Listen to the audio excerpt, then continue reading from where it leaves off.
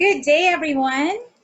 Hi, welcome to our Masterclass, Uncover the Technology and Future of Jobs with Western Sydney University. And this is co-presented with BADA Education Philippines. And by the way, my name is Monette, and I'll be your moderator for today.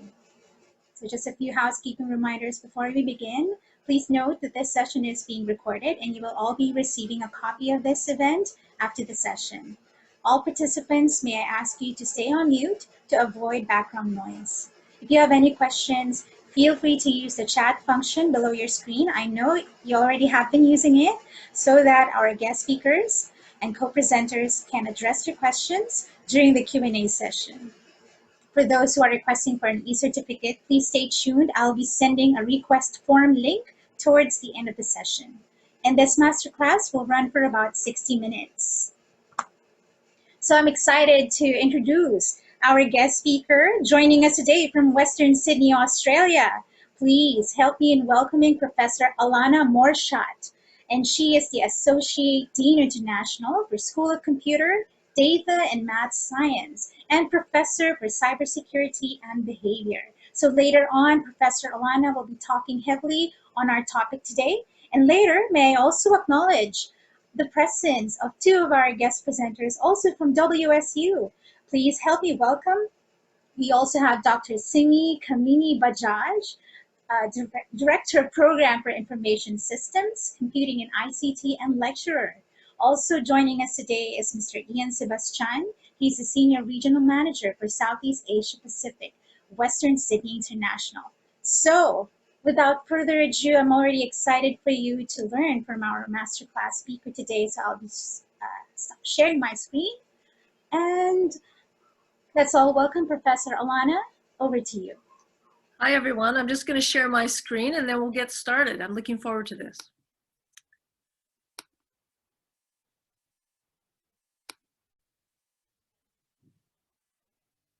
All right, can everyone see that? Can I get a thumbs up? Yes, Professor. Excellent. Okay, so it's a little bit misconceiving because I'm not only going to talk about the future of work, I'm going to talk about something infinitely more important, the next economy and global responsibility. So as you're probably guessing from my accent, I'm not from Australia, and actually neither of my colleagues, none of us, I don't think, were born in Australia. We all moved to Australia to study, and then we ended up liking the lifestyle and the beaches, and we ended up staying and finding employment from there. And so you're speaking to three people who have immigrated to Australia through study. What I want to talk about today is not only the future of work. I'm going to talk a little bit about Western Sydney University, as well as just Australia in general. So I've been really, really lucky in my career. I was born and raised in Canada, but after that, I have worked on every continent in the world, but for the Antarctic. So as you may well guess, I love to travel. I hate COVID so much for so many reasons, but the biggest thing for me, it's one thing to go over Zoom, but it's so much nicer, and we're realizing this, to connect with people in person, to experience new culture, new languages, new food, right? And so we're hoping the world will be soon back to normal. But until then, the one thing we know for sure is that the world is changed, and a lot of us are spending a heck of a lot more time online than we did pre-COVID. Does anyone know who this little girl is? She was made famous just this week. So you're thinking, maybe I know, maybe I know. She is the world's youngest Microsoft certified professional at 4 years of age. Unbelievable. Now, one of the things that we're looking at with the future of work, and even with the future of education, is that we can't do things the same way as we've done before. Now, you might ask, well, why is that? Why do we have to keep changing and evolving? Well, for starters, most of our work systems and even our education systems were really developed predominantly by the baby boomer generation and the Gen X generation. We're starting to see the Zennials and the Millennials come into the picture, but there's almost no programs at the moment or workforce that's thinking about what is it going to look like for Gen Z and Gen Alpha. Because here's the important thing. It isn't just that technology evolves. Our brains evolve based on what we do, what we see, the types of devices we're interacting in. It's not just knowledge. It literally changes the neuroplasticity in your brain. And so we know we're going to have to adapt for those next generations coming forward, because we have 4-year-olds that are Microsoft certified professionals. So I'm going to talk a little bit more about this, and then I'll talk a little bit about some other roles I do as well. So I'm very fortunate in that I moved to Western Sydney University from a different university about 3 years ago. And it's really been amazing because I'm able to work across a bunch of different disciplines. And so I'm beginning to see what the future of work looks like from many different perspectives. So the perspective we're going to talk the most about today is actually from a digital economy perspective. So I sit on the advisory board for the City of Sydney, and my role there is to talk about the type of infrastructure we need for the coming economy. So what kind of technical infrastructure do we need for this next economy? And so that can range from transportation to supercomputation, and increasingly sensors that gauge every second of the environment so we can monitor for global climate change, okay? As well as development of sensors that will be able to monitor for the future of pandemics through the air floating, okay? So there's lots of things that are coming in this next economy. So this was a really interesting article that came out just a couple of days ago through the Financial Review. And the caption says it all. Australia needs 6.5 million digital workers for the next year. And this was a study that was done through Amazon. And they've done similar studies all over the world. And you can look for the Philippines to see how many workers they think they need for the next economy. So it's not just about, do I have a degree in computer science or information system or AI?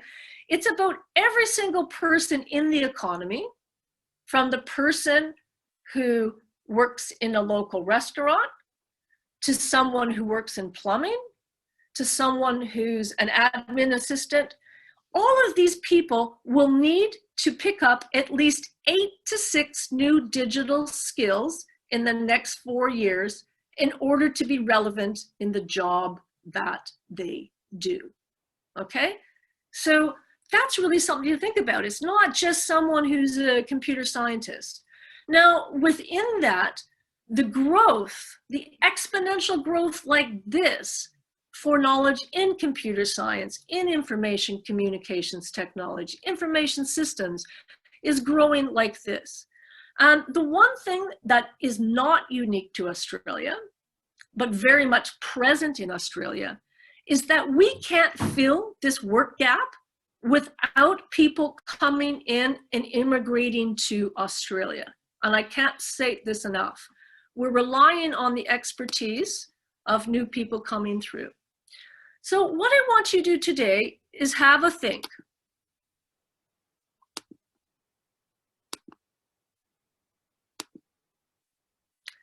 What digital skills do you wish to acquire or improve? How can you do this?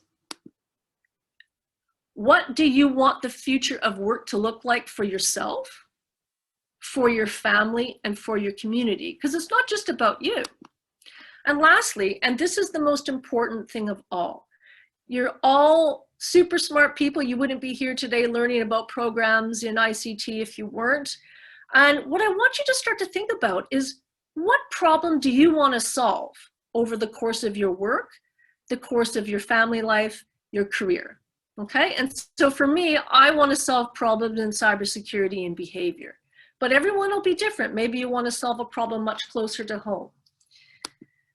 What I want you to think about going forward as well is that it would be almost impossible for me to list all the different types of computer science and technology that a person could study, because Literally, there are hundreds, if not thousands, of different types of specialities within computer science.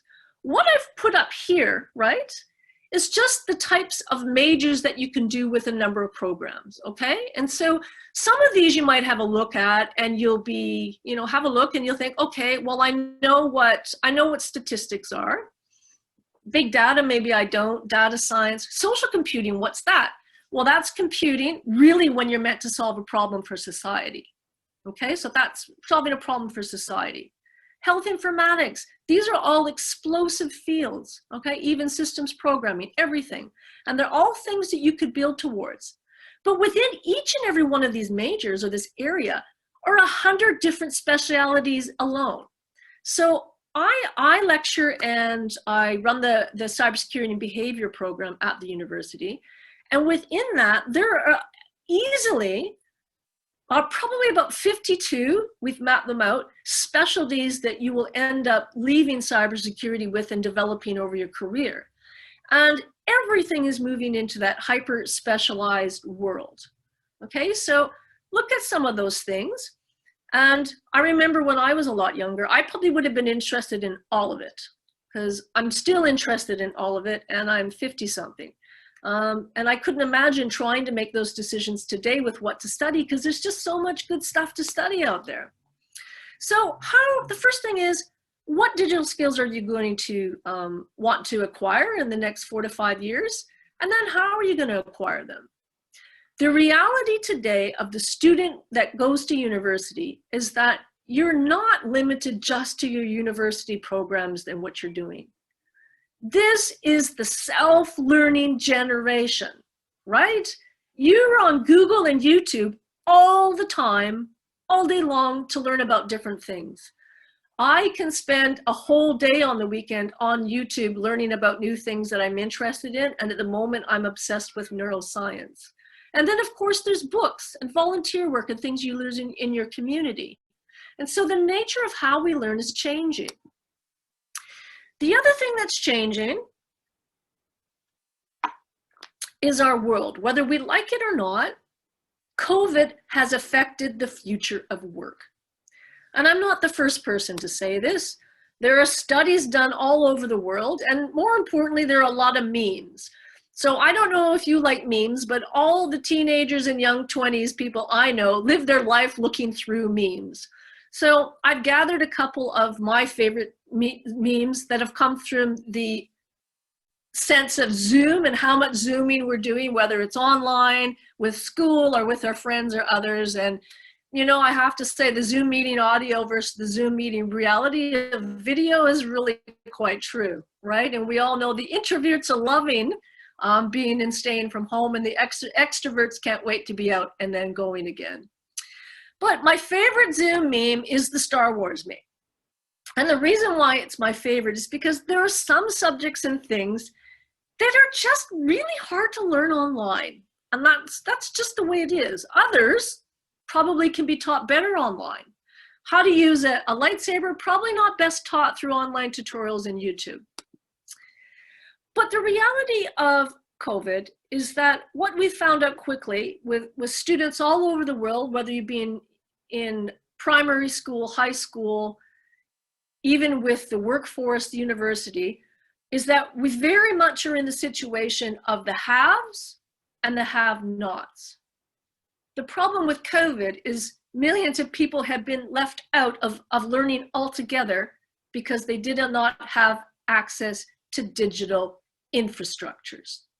COVID has really made it clear that the digital divide in our world has affected those without digital services far more than the rest of us that have had access to those services. And in many parts of the world, kids are going to school through a smartphone at the moment, and that's not ideal by any stretch of the imagination. So what does the future of work look like?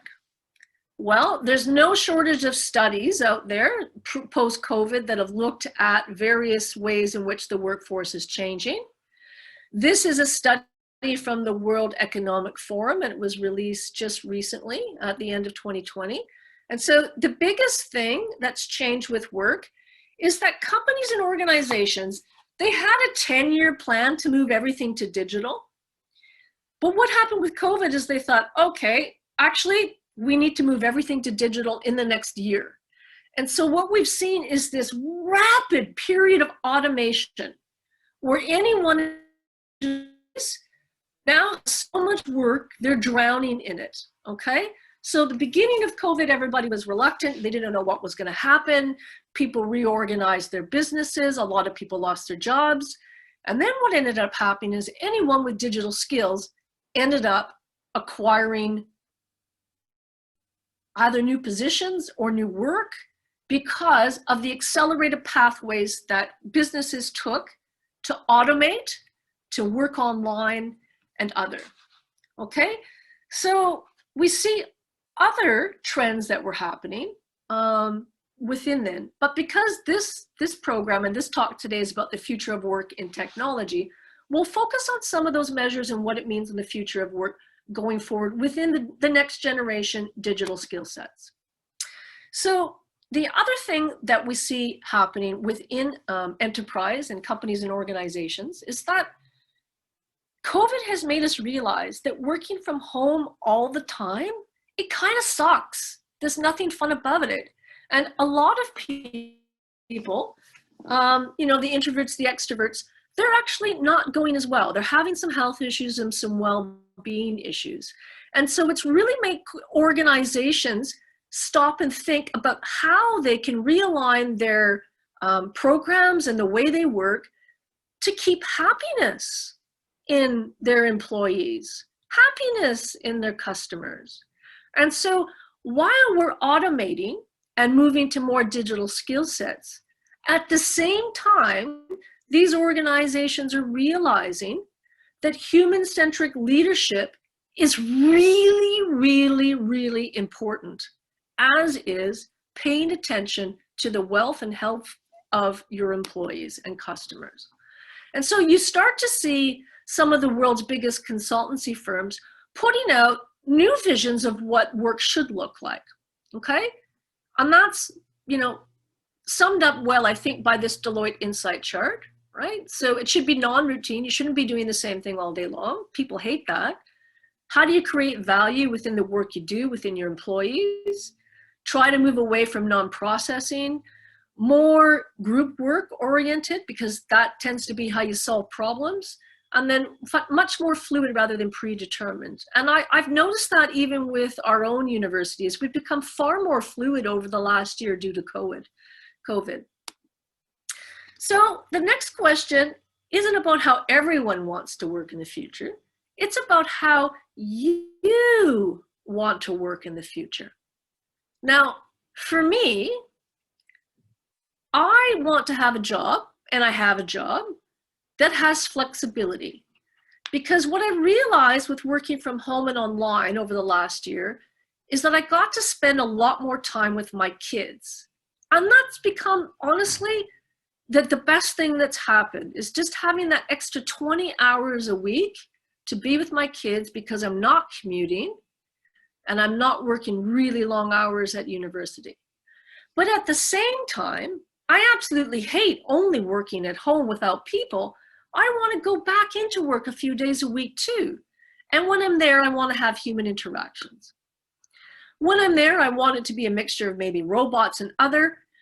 I want to work with diverse colleagues. I don't want to work with the same type of person, and I don't. I work with some of the most interesting people in the world, super pleasant on a daily basis. I want to work with men.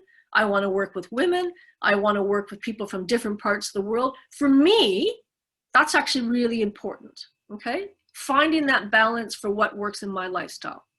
And when you consider what you're going to study at university and where you want to work afterwards, you're going to want to start to think about those things. So one of the things that I like about this particular university that I'm working at, Western Sydney University, is that they champion equality for all in a way that I've not seen at any of the other universities that I've worked at. And so for me personally, that's actually really important. So up to recently with the United Nations Sustainable and Development Goals, So we're ranked the #1 university in the world for addressing gender inequality. And second in the world for reducing inequities or inequalities by including like inclusive education. And so when we go as a university to branch out to people all over the world, we're really making sure that we have that diversity coming into the university, and it's really important to us, okay? So within the School of Computer Data and Math Sciences, we calculated that we speak over 30 languages, and we've got pretty equitable rates for female-male ratio. And what the other interesting thing is actually only one professor in our school who's actually born in Australia. Everyone else was born somewhere on the planet. And I think it's quite similar throughout Australia, but I've never seen it quite as pronounced as at Western. And so what does it mean when you have a university that actually makes these things happen? They actually have proper gender balance, they have diversity. Well, what we're finding happening right now is industry is starting to recognize this and give us scholarships because we've been able to do the things that they want to see. And so this is one of a number of women recently have won really brilliant scholarships for studying cybersecurity, not only based on their talent, but because they're rewarding our program with having lots of women and diversity even within that, okay, going forward. And then who do I want to work with? Well, that's not just my colleagues. I want to work with students that share the same values that I do. And fortunately, I mostly do. And so this is a team that we had compete recently against all of the different universities within New South Wales and the Australian Capital Territory. And 3 of these students are international students, and one of them is Australian. And they come from 4 different disciplines. One is in studying genetics, the other data science, one law, and one cybersecurity and psychology. And they ended up taking the prize and taking home the nice fat check because they worked together with different disciplines and skill sets, some digital, mostly digital, but mostly, you know, also the other skill sets that are really important. We recently just had the Kaspersky Cup, which was held, I think, in almost every country in the world. And our top international student won that. And so she went on to compete internationally.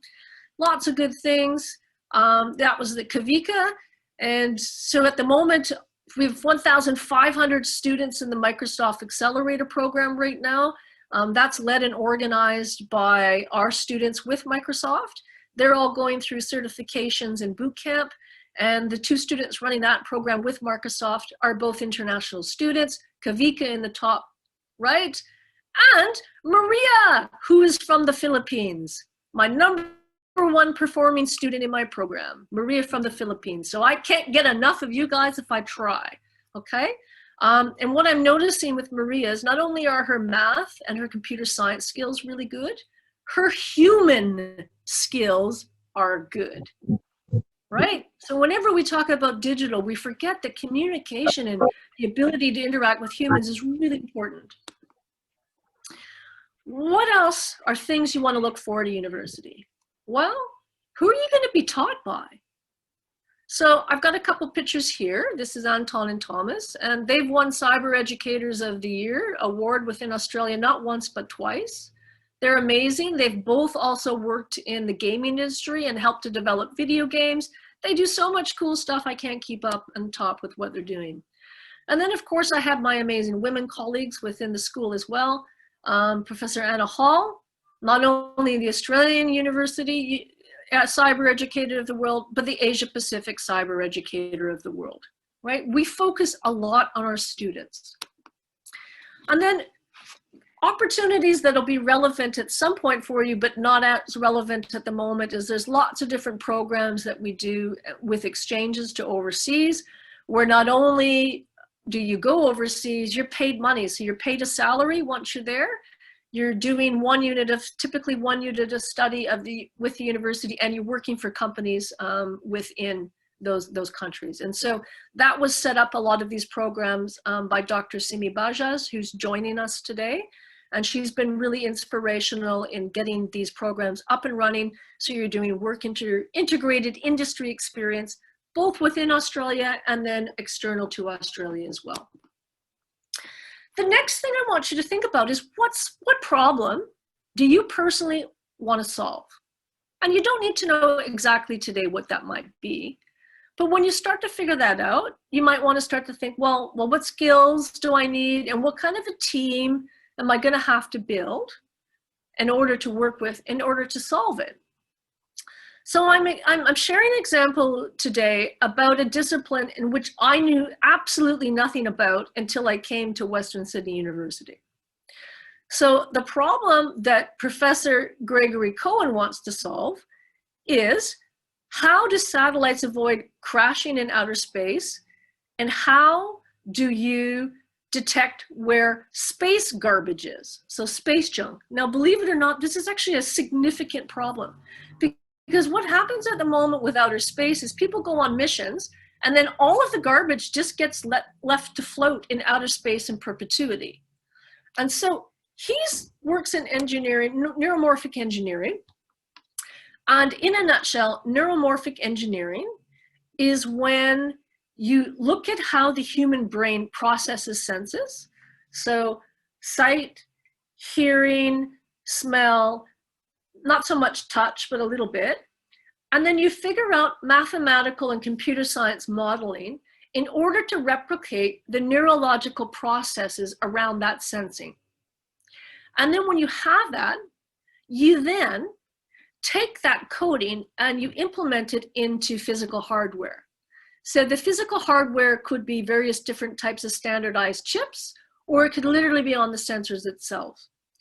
And so Greg's has developed special image software and engineering chips that track physical objects in outer space better than anything on the market. And so NASA has his, all the CubeSats that have been launched in Australia and the United States all have Greg's neuromorphic chipped image processing centers. Okay, so that's just one thing. So it's wonderful getting exposed to new areas and also just to learn about other things. So for me, I have two things and two problems I want to solve. One, I want to solve cybersecurity behavioral change optimization. And so what that means is that industry knows and they're aware about cybersecurity training and awareness. But what we know happens is it doesn't matter how much training some business do, they actually never implicate the security controls they need to in order to protect themselves. And so I'll be dedicated in the next 5 years to working with small business to upskill them and to fortify their businesses. And the reason why it's so important to me is because I also work part-time as a special advisor to a cybercrime intelligence company, and we run operations all over the world in order to find out who are the people that are hacking into systems, who are the people that are scamming people. And we deal with victims on a daily basis, and it's really disheartening to see people lose their lifetime savings or have something devastating happen at their work. So for me, that's really important, okay, with my research and what I do. I'm also obsessed with getting more women and diversity, not only into cybersecurity, but into science, technology, engineering, and mathematics. It's really important because if it's just a bunch of males from the same category working on problems, we're not going to find solutions. Solutions come when you have different ways of thinking in a group to solve a problem. So it might be something else you want to do. So I know we've got a couple educators, they're obsessed through gamification, and they teach all their units with games. The whole thing from start to finish is games, games, games, lectures, leaderboards, challenges. And right now they're working on an augmented reality game that they developed with one of the makers of Assassin's Creed. You might know that video game. And it's called Cyber Hunts, and you learn about different components of security and critical infrastructure through an online game with augmented reality. So you have the equipment on and then you walk around the room seeing servers and attacks and you defend in real time. So this now is some of our students and what problem they wanted to solve. So this is a group of students at Western a few years back that worked on a solar car. And their solar car won the solar car championships globally that year. And so it was a very, very proud moment for us. And as you can see, their hard work in trying to solve that problem paid off. They came from different disciplines within engineering and different backgrounds. They got to travel to the US, and it was a really proud moment for us when they won that. So you don't have to win in life, and you don't have to invent a new solar car. You could literally just have a problem that you want to solve, maybe locally within your community. But it's important to start to think about these things. So again, I ask you, what are you interested in? Is it data science? Is it web application development? Is it social media analytics? Is it cloud computing? It could be any of these things. And there's a number of ways to study and learn about these areas. And the way that which you want to learn more about what the programs look like within us is not for me to sit here and go through 47 slides, okay, on the different programs. We have so many, you know, so go and have a look to see if there's something there that interests you. And you can get to that through a website or a quick Google search. So Western Sydney University, School of Computer Data and Math Sciences. And then you'll see, click down below where it says course information. You'll see a whole number of icons pop up with undergraduate and postgraduate programs. And you can go through the material to have a look at what those things look like. And more importantly, Simi and I are here today along with Ian to answer any of your questions that you might have. All right.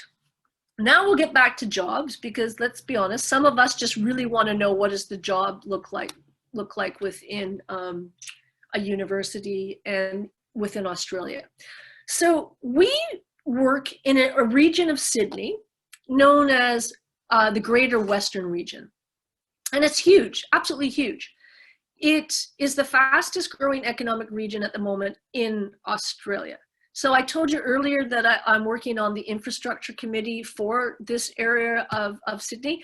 There's $12 billion being spent in this area, the way the city is growing rapidly in the next little bit. And so you can imagine how many digital skills are going to be required based on what that new infrastructure and city is going to look like. And so typically areas in the CBD, which we consider to be the height of our technology center, are slowly going to be moving out further into the Greater Western region. And so what we know is that we're going to have an insane amount of skilled worker shortage as our new aerotropolis, our new systems and everything get built up. It's the advanced manufacturing center. There's going to be space research within that area as well. Like it'll all be happening. So there's going to be nothing but work. And so this just has a little bit for you to have a look at, just to see what's kind of happening. So the new light rails are going in, okay, to all of this region in here. And over here, we're faced by mountains. That's another really interesting thing about Sydney. The whole city can only grow up. It can't grow any further out, because here, here, and here are all nationally and state protected forests and mountains and sea. And so at the moment, Sydney is expanding up instead of out. Out is finished for us for growth, because we'll never take away the beautiful mountains and the parks that we enjoy. It's probably the best thing about living in Australia. Right, so the new airport's coming in, the aerotropolis is going to be a multi-university where all of the New South Wales universities are going to come together to teach advanced manufacturing and next economy skills around advanced manufacturing and robotics. We've got the new science park coming in, going to be amazing. I'm negotiating right now on supercomputation within that science park. We've got new health precincts coming in with state-of-the-art medical, and that's located actually really close to where I work and Simi works, about two or 3 kilometers. Museum of Applied Sciences, so we're getting a museum with nothing for applied sciences. West Connects is the new infrastructure that tunnels underneath the city for traffic. Tourism, it's all coming, and it's all going to be in the Western Greater Sydney region, okay? So we've got a lot going on, and there's new campuses and growth with development happening particularly at these, and then Bankstown as well, where we're developing new campuses and infrastructure. So in terms of when you get here, what kind of jobs you're likely to find? Well, we find that a lot of our international students work part-time. I mean, honestly, even our domestic students, it seems to be a thing. In North America, it's less of a thing. A lot of kids go to university and they don't work part-time due to the demand and the way that university is structured there. And that's because high school is a lot easier in North America than it is in Australia. And so really in Australian high school, the last year of high school feels a lot more like the first year of university. And so when you arrive at university, it's for a bachelor's program, it tends to be only 3 years, whereas in North America, it's 4. So you're already there and you're thinking what you want to study, you've decided, and you're like, well, what kind of careers can I get? Well, we have lots and lots and lots of projects that we run over summer, and we hire our students to run those projects. And then, of course, like most universities, we've got the careers online. Different areas and ready to go, what you can do to develop. And within our School of Computer Data and Math Sciences, most of our programs are accredited with the Australian Computer Society. If they're not accredited, it's simply because they're in the process of being accredited. In Australia, when you run a new program, you have to have, I think it's 2 years of student cohort to have graduated before you can apply for Australian computer science accreditation. And so, well, what is happening to my screen? Remind me later. I'm probably infected with a virus. Fantastic. And so most of the programs that we run are accredited. It tends not to really matter within Australia if you're accredited or not in terms of looking for employment. Nobody looks at that. But I know that it matters for some students located in different parts of the world because you might need to take an ACS accredited program in order to qualify for scholarships or funding. And so from our end, it's not important for getting a position in Australia. It doesn't matter if you have the ACS. And one thing that is not known, in particular by agents outside of Australia, is that the following. Even if you took a program that isn't accredited, you can still apply personally to that society to get your program accredited. And so there are other campuses and universities that don't have any of their programs ACS accredited. They just tell the student to go and apply for personal accreditation. Okay, so there's 2 ways of doing that. Now, we stress work integrated learning quite extensively at Western Sydney University. So you'll still be doing, your general lectures and tutorials, but almost all of our programs have industry experience built into the program, as well as work integrated learning. And that takes different approaches depending on the subject or the discipline.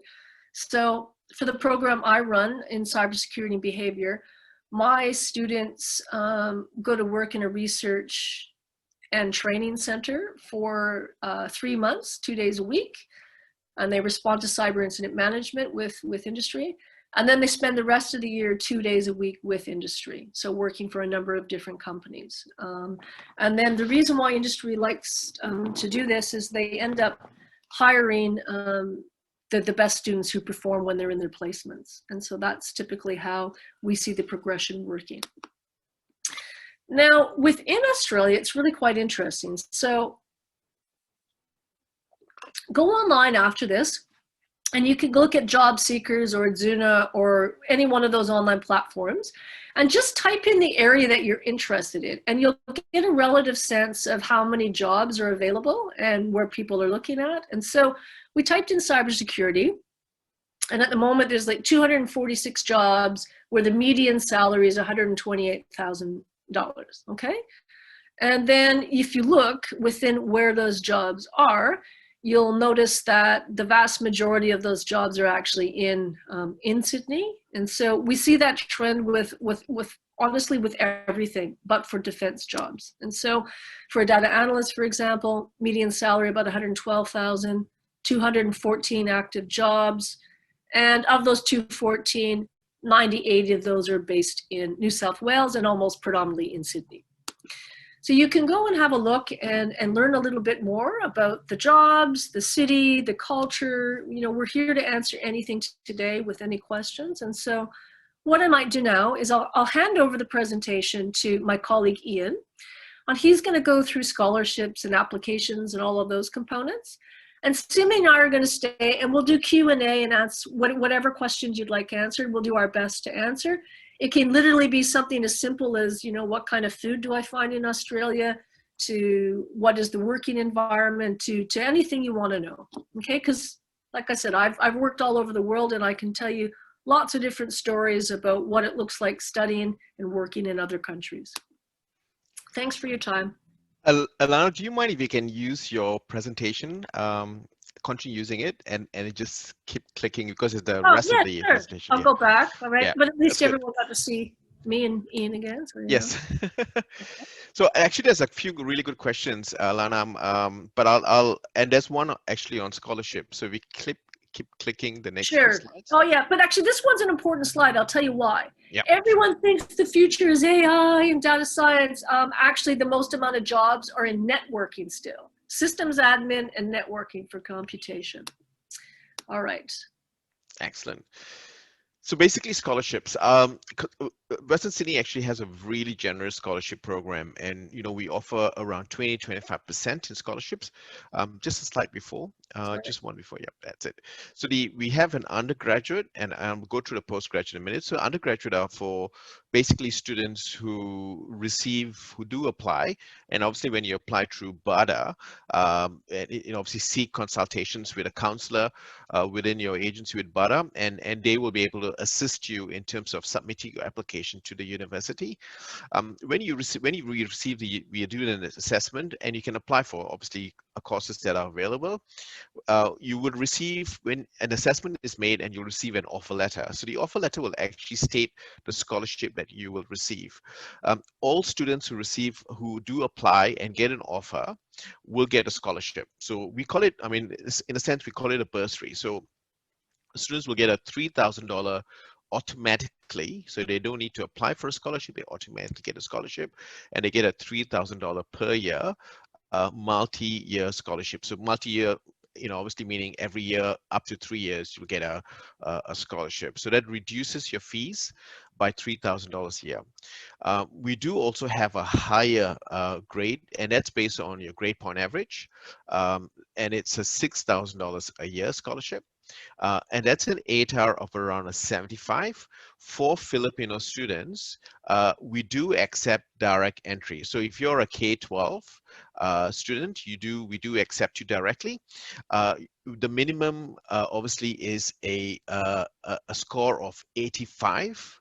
So if you get an 85 for your year 12, you'll get a $3,000 scholarship per year. If you get a 90 equivalent, you get a $6,000 a year scholarship. So basically, how it works is you can come in based on your year 12 results, and you also get a scholarship based on your year 12 results. We do also have a 50%, and this is based on really high achieving students. We call it the Vice Chancellor's Academic Excellence Scholarship, and that is based on your grade point and obviously a higher grade. That's good. It's around a 95, equivalent to a year 12, a Philippines year 12, K-12 equivalent. Next slide, Alana. So this is the postgraduate scholarships that are offered. So we have again, it's the same, similar to our undergraduates, it's 3,000 and 6,000. But the great thing about it is it is also based on grades. The next slide, Alana, the great thing about it is there are 14 programs that we give a scholarship of $6,000 automatically if you apply for any of these programs. And that includes, obviously programs around artificial intelligence, data science, and areas like that. So if you choose to select one of these programs to apply, you automatically get on offer a $6,000 a year scholarship. So that this is not based on academic cutoff. If these are not the 14 programs that you apply for, if it's out of that 14 programs, we do still give a 3,000 and 6,000 based on your grades. Next slide, please. So the entry requirements and fees. Next slide. So the university does require you to provide, obviously, the assessment of your academic, but we also require you to provide us your English language competency. So this is the English requirements that is basically indicated under a standard. So a standard English requirement is a 6.5 with nothing less than 6 in all bands with a PTE. I think a lot of Filipinos do apply for PTE, a PTE of 58 with 50. There are other programs that have a higher IELTS requirement, and that's the Bachelor of Nursing, teaching degrees, social work that has a little bit higher IELTS band requirement. If you are coming and you don't meet that minimum 85 into our from a year 12, you can apply for a pathway option through a foundation and also a diploma. So a foundation requirement for English is a little bit lower. It's a 5.5, and a diploma is a 6. Next slide. So the academic requirement for to basically get entry into directly into our programs is a K-12 minimum of an 85, a foundation of 75, and a diploma of 80. For postgraduate, you need to have at least a completion of a bachelor degree, and it basically has to be equivalent to an Australian bachelor degree level. Next slide. So apply, obviously, I will leave this to Monette to talk a little bit about, obviously, the consultations and also the requirements in terms of how BADA will seek and assist you in terms of your application, and obviously in terms of in terms of application, in terms of visa, in terms of all that process is needed. They will assist you further. Monette, next to you. Thanks, Ian. All right. Well, first, thank you, Professor Alana, for your enlightening presentation about technology, future of jobs. Actually, some of the questions, we're now in our Q&A session. Let me just post something before I proceed. So we actually have some questions, Professor, but they were already, some of them were answered, but one is from Christine. I think she'd like to know, oh, hold on, sorry. I can't view this question, sorry. Monet, So can I answer that? Basically, I think I kind of responded to that question. It's about I'll just maybe sure. maybe just to let Alana and also obviously Simi. The question is about a newly hired teacher, either in public or private schools. What can you share for them or motivate them to pursue their teaching amongst in the pandemic? And also a question in the future: what do you guys think most useful SDG? In terms of that question, I think I've responded in terms and also provided the link. We do have, apart from the Masters of Communication Technology, we also do have for teachers an education degree really specializing specifically in STEM. I've also provided that link that you can go into our website, and also the handbook that gives you an idea of the teaching. Basically, the teaching degree in a Master of Education is an upskill for teachers who are looking to get into the education and teaching into that degree, but focusing on STEM. Alana, do you have anything else to add to that? No, that's pretty good. In fact, I must confess, I wasn't listening because I got sidetracked by a really interesting question. Oh, maybe it's from Christine. So you want me to, so the question that was there was how to motivate new teachers in public and private in order to, I guess, engage the students and make everyone want to perform well. COVID has been really interesting. So what we've noticed in Australia is that some students performed higher online than they've ever performed before, but some of our best students performed a lot worse than they normally do. And so it is quite individual. In terms of for teachers, I actually think if you're a new teacher, you have an advantage to being an older teacher, because older teachers are more set in their ways. And so your ability to adapt quickly often is a little bit more challenging.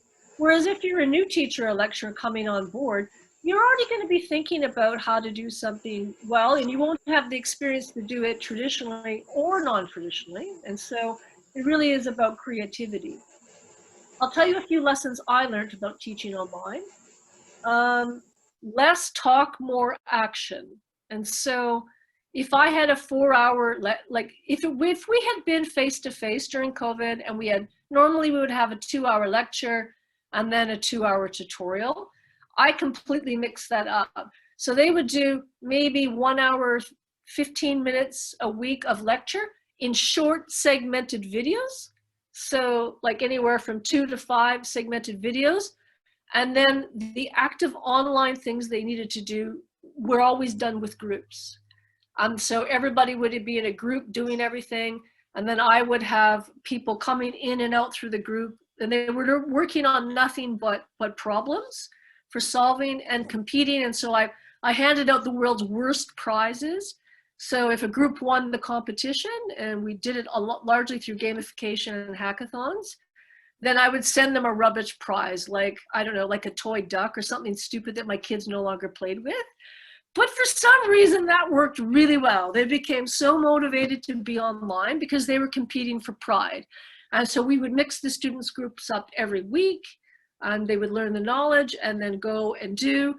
And what we typically find as academics, the one thing that hasn't changed is that students don't find out they don't understand something until they actually have to do it. And so it's when they're doing the thing that they find out that they have some complications. And so by having the active component online live together, we could work through the problems and the things that they didn't understand. And so for some units, it actually worked better. It really did. And then for other things we did, yeah, it didn't work so well at all. So everybody has to, I think, adapt and use new functions. But the key is, honestly, have a cat in your video. Bring a dog. People like that. Make it human, because Zoom really isn't human. So you need to add some functionalities. And so even crazy dress days, come in the stupidest thing that you're wearing known to man when you're coming online to do your program. And so we actually find now the students are quite motivated online. They struggled a little bit at first with COVID, but it seems to be that they're coping fine. And we've learned new methods for teaching.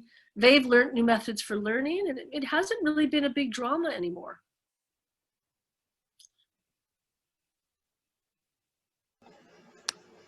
All right. Thank you, Professor Alana, for that nice advice. I think for all the teachers, it's quite a challenge. It's true, but make it as human as possible and as fun as possible.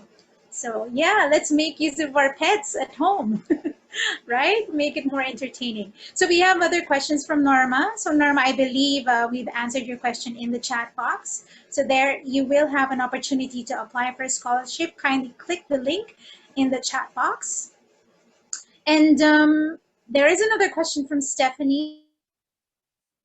Is WSU having face-to-face online classes given our current situation, and from the Philippines, how are we able to apply? And lastly, do you accept rather English medium of instruction for English requirement? I can take that one, Alana. Yeah, you want to do that one, Simi? Yes, Yep. Dr. Simi? Yep. So in Western, we have, I would say the COVID situation is a bit better this semester. So we have gone back to campus.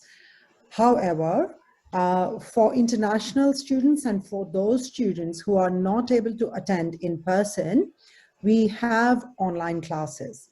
So the way it works is like this. We have lectures for all the units happening online via Zoom, where you can hear the lecturers and their pets talk, as well as through Zoom itself, we have at least one class happening in an online mode where there are multiple classes and rest all the classes are on campus. Like for my unit currently, which is a first semester undergraduate unit, I have 14 workshops happening, and out of 14, I have 3 of them happening online. So students, those who are not able to attend face-to-face, they are able to attend online. And the beauty with that is, if certain weeks, certain student has some personal issue and is not able to attend online, they are able to request to me and I allocate them to one of the online workshops. So even better, they do not miss any of the classes.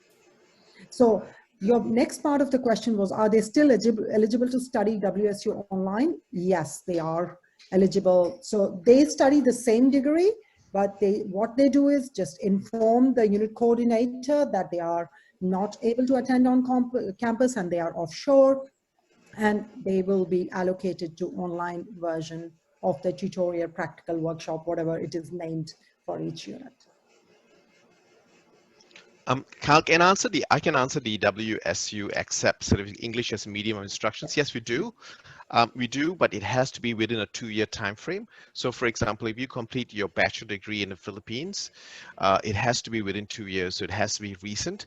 If it's over 2 years, then you do have to provide us with an IELTS or a PTE. Okay, I think I've answered that question. Thanks for So clarifying that, Dr. Simi and Ian. So I hope that clarifies Stephanie. And I think I also think we've answered, yeah, sorry. Monet, I think they also asked you about the application. How do we apply to Western Sydney? And I think that maybe you can take over that question in terms of assistance and support. Yes, so actually, everyone, to all the attendees today, I'm representing BADA Education Philippines, and what we are an education company and authorized agent of Western Sydney University. So what we're happy to do for everyone today is offer you a chance to have a one-on-one virtual consultation with us, and this is normally done via Zoom. So what we would like to require to all consultation candidates is to just provide us their information, normally by like a resume or a CV, the updated ones. If you're like a senior high school student, we can also send you a form that you could just fill out. But basically, what we do is we do an orientation. It's an initial one, and it's free of charge, by the way. So we want to help in educating you how you can apply for WSU, and also give some recommendations. What are suitable programs that are aligned to your objectives? And hopefully you could start online for now, because as Dr. Sini mentioned, of course, you're able to start online. You do not have to put your studies on hold at the moment. So I'm going to flash our information there. So just feel free to contact us. In fact, I believe you have my contact details. Send me a message. Let's schedule your orientation. We'll try to adjust and accommodate your availability, and absolutely free. I'm not going to be discussing elaborately about the application process at this time, if it's okay. But definitely we can do a consultation after this event. So just let us know when you'd like this and what are your other questions. And by the way, Ian, can I just mention, apart from the IT and tech courses of Western Sydney University, I believe we have some students who express interest, let's say marketing or other disciplines. Does WSU also offer this online? So Other courses? I've actually what I've done is I've actually put our brochure online. So if you click into our chat, you just have to go through, and it indicated brochure online. Just have to click into that link, and it'll actually take you to our online brochure, our digital brochure, which will give you all our programs. You can find that all on the brochure, on the digital brochure, or via our website. So you can go to our Western University website. It will actually have all our programs, our undergraduate and postgraduate programs. But the digital brochure is really good because it goes straight into specifically school by school. So it's easy to maneuver yourself around, and also the programs. You can also search, and it also has lots and lots of videos of our campuses. It has videos, our student testimonials. It also has also the fee structure for each of the programs, and also the requirements. So literally everything you can think of, we have it in through our digital brochure. So please go through our chat. I put it under our brochure online, so click into that Yes. and save that. Can I Thank add you, one Ian. thing? Just for some of you, maybe on that space slide, you went, wow. neuromorphic engineering will have a master's program starting 2022. That probably won't be on the digital brochure yet. So if that's something you're interested in, literally go into Google and type Alana, cybersecurity. I'm the only person who comes up in the world. Send me a quick email to Western, and then I'll connect you for the Masters of Neuromorphic Engineering, okay? So that's Alana, right? Alana Cyber. Think banana, rhymes with banana. Can't forget me. Think banana. Okay, so to all the attendees, we have your information, in fact, and I'm happy to send also the brochure so you can access this via email. And if we do get some updates regarding the new program of WSU, you'll be receiving updates as well via email. So in the meantime, we just have one more question. I forgot the name, but regarding the resume, of course, there's no deadline. So, but if you're preparing for an intake for next year, please send us your resume already and let's start planning this year so you're not behind schedule for next year intake. If it's for 2021 application, as soon as possible, please send us your resume. Send it via email. So our email is flashed on the screen, and you should have received some information as well from me via email. So yeah, that's it. So I believe one last thing before I go, Manette. I have a semester 2 intake, which is in July, and you can apply for online. And we're also looking at possibilities of an S3 intake, so a semester 3 intake, and that's likely to be October, November. Not confirmed yet, but it's likely to happen. So we may potentially have 2 intakes. A lot of our master's degrees have 4 intakes, so every quarter there's an intake. So that also, and you can find all that information on our digital brochure and also on our website for each program. So it'll tell you. So great. Thank you, Ian, for reminding. So the next coming intake is in July. So I believe you still have time if you'd like to apply for that. And maybe you'll get an update if the third semester is going to open for this year. In the meantime, I would encourage everyone to find your unlimited with WSU. Learn more at their website, www.westernsydney.edu.au. So officially, I think we've managed to answer all of our questions for today. I'd like to officially wrap our session. Thank you for that excellent presentation, Professor Alana, and for the assistance of Ian and Dr. Simi. And I have already posted the e-certificate link. Please make sure you fill this out and submit this by today so we can send you the e-certificates of attendance in the next 3 to 5 days. Please allow us for next week. And yeah, it's a wrap. So I'd like to conclude this session by thanking everyone for joining. We hope you found it productive. Thank you to our guest speakers again, Professor Alana, Dr. Simi, and Ian from Western University, Australia. We are grateful for the time that you've spent with us and the expertise you've shared with everyone. Thank you to all our attendees. Some came very early. Please do not forget you are unlimited and we can do this with WSU. And let's plan your studies and schedule your one-on-one consultation for free with BADA Education Philippines. That's it. It's a wrap. Have a good afternoon, everyone. Thank you, so everyone. much. Thank you. Thank you. Bye. Bye, everyone.